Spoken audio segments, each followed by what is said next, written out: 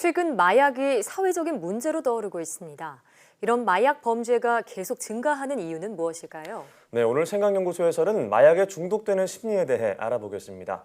연세대학교 심리학과 이동규 교수와 함께합니다. 네, 교수님 안녕하세요. 어서 오세요. 네, 안녕하십니까. 네, 최근 뉴스를 보면 마약과 관련된 뉴스들이 끊이질 않는 것 같습니다. 네. 우리나라는 마약과 큰 문제가 없는 국가라고 생각을 했는데 오히려 요즘에는 계속 마약 범죄가 증가하고 있다고 들었어요. 맞아요. 그 이유는 무엇일까요? 네, 사실 걱정이 많이 앞서는데요. 예. 최신 그 마약 복용의 증가 네. 이거의 트렌드를 GPS라고 얘기를 GPS 요? GPS요? 네, GPS 우리가 많이 아는 거죠. 네. G는 글로벌의 약자인데요. 그러니까 해외 유학파를 의미하는 거죠. 네. 그러니까 재벌 3세라든지 또는 부유층의 자제들이 아. 중학교, 고등학교 때부터 해외에 많이 나가 있어요. 예. 그러니까 마약을 접하기 접하기가 훨씬 수월해졌다 예. 이런 얘기겠죠.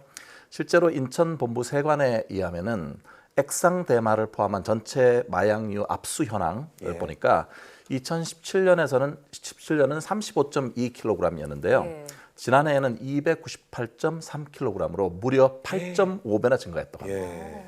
엄청 늘었네요. 네, 그리고 이제 P는 Price and Post, 그러니까 네. 가격과 국제 우편 국제 이렇게 우편. 얘기되는데요. 예. 액상 대마 같은 경우 사실 1g 같은 경우 시가가 한 15만 원 정도 하거든요. 근데 이게 이제 건초 대마보다 사실은 5배나 비싼 겁니다. 예. 비싼 거죠. 예. 그리고 환각성도 일반 그 대마초보다는 40배 이상의 강렬한 강하군요. 예. 그라고 합니다.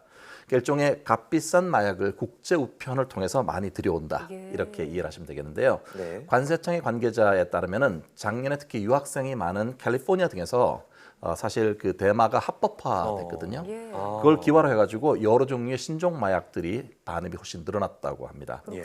그리고 마지막으로 S는 소셜 미디어 약자인데요. 네. 그게 이제 국내 반입된 이후에 어떻게 유통되는가 주로 소셜 미디어를 통해서 유통이 된다는 거죠. 예. 마약 거래는 사실 구매자하고 판매자 이 둘이 직접 만나는 일이 거의 없습니다. 아, 중간에 전달책 중개자. 이런 거가 예. 많이 끼기 때문에 예. 사실 이거 보면은 누가 누군지 모르는 상태에서 판매하고 구매하고 이런 것들이 일어나는 거죠. 그렇군요. 네, 그래서 이 세 가지 GPS가 특징입니다. 네. 자, 마약 범죄 증가 이유를 GPS로 설명을 해주셨는데 네. 정말 웃을 수만은 없는 게 앞서 뭐 마약 적발된 것만 10,000명이 넘는다고 하셨습니다. 예. 자, 추정치는 더 될 것 같은데요. 네, 실제로 그렇다고 볼 수 있는데요. 그 세명대학교의 박성수 교수님의 논문을 보니까요. 논문 마약류 범죄 암수율 측정에 관한 질적 연구. 여기서 예. 암수율이라고 하는 것은 드러나지 않은 범죄 비율 이런 뜻입니다. 2014년에 보니까 마약류 사범 적발 건수가 9,984건이었거든요. 예. 근데 2016년에는 14,214건이었고요. 2018년에 되니까 12,613명 이렇게 네. 나타났습니다. 근데 이제 이게 암수율 계산을 해보니까 실제 추정치는 예. 2014년에 28만 4,244명, 예. 2016년에는 40만 4,672명, 2018년에는 36만 353명이거든요. 보통 이제 우리가 이걸 볼 때 그 적발된 걸 봐고 한 10배 정도를 보통 추정하는 것이 네. 수사기관에서 일반적인 그런 그 관련데 사실은 28.57배나 더 많다는 거죠. 훨씬 아이고. 뛰어넘네요. 네. 예, 거의 20, 30배가 된다는 얘기인데, 자, 그런가 하면 최근 연예인들의 마약 범죄가 최근 많이 그 뉴스에 문제가 나오고 되고 있죠. 있잖아요. 예. 자, 연예인들 뭐 인기와 많은 돈을 버는 그런 연예인들이 이런 마약에 빠지는 심리는 무엇일까요? 예, 사실 최근에 보면 이제 그 경찰 수사를 받아오던 그 배우 겸 가수인 박유천 씨. 예. 사실 그동안은 이제 지난 여름부터 아마 마약에 손댔다고 얘기를 하고 있는데요. 줄곧 결벽을 주장하다가 구속된 다음에 이제 사실 네, 혐의를 드러났죠. 인정했죠. 근데 그는 이제 호기심에서 마약을 시작했다 이렇게 네. 털어놨다고 하고요. 또한 마약 투약 혐의로 또 경찰 수사를 받아왔던 방송인 하일 씨 같은 경우에도 예. 지금 검찰에 넘겨진 상태인데요. 네. 하일 씨는 지난달 중순에 인터넷으로 필로폰 1g을 구매를 한 다음에 외국인 지인하고 함께 복용을 투약을 했고 이후에 홀로 자택에서도 한 번 더 투약한 것으로 알려져 있습니다. 이처럼 연예인들이 지금 말씀하신 것처럼 마약에 쉽게 노출되는 이유는 크게 이제 두 가지로 보는데 사실 연예인 자체가 마약상들의 중요한 타겟이 된다고 아, 하거든요. 그래요? 네, 왜냐하면 이게 마약이 되게 비싸잖아요. 아. 근데 연예인들 자체가 고소득이기 때문에 네. 충분히 비싼 마약을 사기 쉽다. 이런 것이 첫 번째고요. 두 번째는 연예인들이 상당히 많은 스트레스를 경험하는 거죠. 예. 그러니까 예를 들어서 자기가 기분이 별로 좋지 않고 뭔가 준비가 안 돼 있어도 무대에 올라가야 하고 예. 그다음에 이제 관객들의 반응, 대중들의 반응 이런 것들에 관심 신경을 써야 같은 되니까 것들, 예. 이런 거 휘둘리지 않으려면 늘 자신을 이렇게 억제하고 억압하는 게 익숙하거든요. 그렇군요. 근데 마약을 복용하게 되면 자기 감정을 크게 휘둘리지 않을 수 있다. 네. 이런 생각을 갖고 있고 또 마약 자체가 효과가 되게 빠르고 분명하기 때문에 네. 선택하는 경향이 있습니다. 하지만 마약 투약은 그 어떤 이유로도 정당화될 수 없는 분명한 범죄입니다. 그렇죠. 예. 이 마약은 신체적으로나 심리적으로 우리에게 어떤 영향을 주나요? 네, 이게 이제 마약의 신체에 미치는 영향은 마약의 종류에 따라 조금 다소 차이가 있습니다. 그러나 예를 들어서 아편제 계열인 헤로인 같은 경우 예를 든다면 네. 이게 이제 정맥 주사로 투약을 하게 되고요. 투약을 하게 되자마자 강렬한 감각을 느끼고 아랫배 같은 경우 얼얼한 느낌들을 받게 된다고 합니다. 네. 근데 보통 이제 아편제 마약은 중추신경을 억제하기 때문에 강력한 진통 작용이 먼저 오고 그 다음에 이제 쾌감을 느끼게 되는데요. 네. 사람에 따라서 상당한 강렬한 불편한 감을 경험할 수 있습니다. 그래서 특히 연수에 있는 반사 중추를 자극하게 되면은 온몸이 이게 그러니까 구역질과 구토 같은 것이 생길 수가 있고 혈류에 갑자기 히스타민 같은 게 분비가 되면은 심하게 가렵고 눈은 충혈되면서 동공은 수축될 수도 있습니다. 네. 예. 만약에 많이 마약을 복용하게 될 경우는 혈압이 급히 떨어지게 되고 심한 경우는 호흡 저하가 일어나서 사망에 이를 수도 있습니다. 사망까지요. 예를 들어서 코카인 같은 경우에도 뇌의 발작을 촉발한다는 그런 얘기들이 예. 있고요. 특히 이제 이게 뇌 흥분의 측면에서 민감성 같은 게 확 올라오게 되는 그런 거를 저희가 이제 고조 효과라고 말을 하는데 예. 심한 경우 사망에 이를 수 있죠. 심리적으로 같은 경우는 이게 이제 일시적으로는 사람들이 얘기할 때 피로도 같은 게 줄어들고 우울감도 줄어든다고 얘기를 하는데 네. 네. 사실은 마약을 딱 끊고 나면 그 반대입니다. 오히려 짜증나고 불안하고 초조해지고 무기력해지는 그런 게 나타나죠.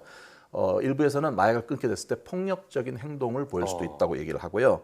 자기 기억력이나 의사결정력 이런 것들이 저하되면서 행동장애 같은 것 또는 이상행동이 동반될 수도 있겠습니다. 아유, 정말 말만 들어도 너무 심각한데요. 이렇게 마약 범죄가 근데 계속 증가하는 이유는 뭐 처벌이 너무 가벼워서 송방망이 처벌이어서라는 의견도 있습니다. 어떻게 보시나요? 네, 실제로 그 대검찰청의 마약류 범죄 백서 통계를 보니까요. 예. 2017년에 마약류 범죄 1심 재판 결과 기준입니다. 네. 약 40.1%는 집행유예에 그쳤습니다. 어. 그리고 34.9%도 징역이긴 한데 3년 미만이고요. 예. 벌금을 선고받은 경우도 3.6%나 됐습니다.